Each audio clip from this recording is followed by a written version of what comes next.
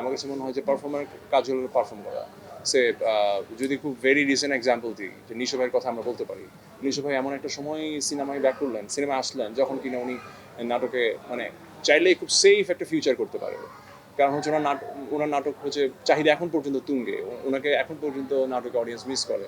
তো ওনার যে মানুষটা মানে ওভার শিডিউল বুকড, সেই মানুষটা নিজেকে নতুনভাবে দেখার জন্য, নিজেকে নতুনভাবে দেখানোর জন্য সিনেমায় চলে আসলেন মিনস সিনেমায় কাজ করছে।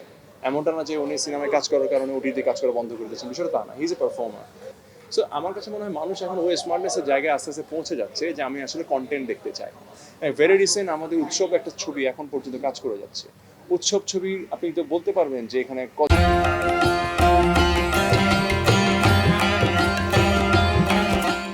কজন সিনেমার কজন নাটকের, বিষয়টা তা না। আপনি যদি ওই অর্থে দেখেন সবাই নাটকের আর্টিস্ট, কিন্তু কন্টেন্টটা এতটাই ভালো বা মানুষ এতটাই পছন্দ করেছে যে এখন পর্যন্ত উৎসব সিনেমা মানুষ দেখেই যাচ্ছে।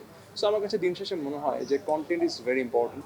কন্টেন্টটা কেমন এবং সেটাকে কিভাবে বানানো হয়েছে বা কিভাবে ফিল্মিং করা হয়েছে, এটা আমার কাছে মনে হয় ভেরি ইম্পর্টেন্ট। কারণ অডিয়েন্স এখন অনেক স্মার্ট।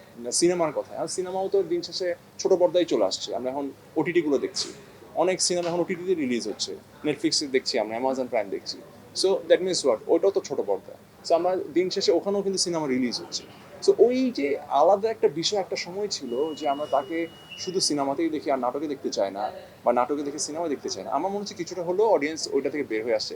আর দিন শেষে অডিয়েন্সই আসলে ডিসাইড করবে সে কাকে দেখতে চায় আর কাকে দেখতে চায় না, সেটা আসলে ম্যাটার করে না।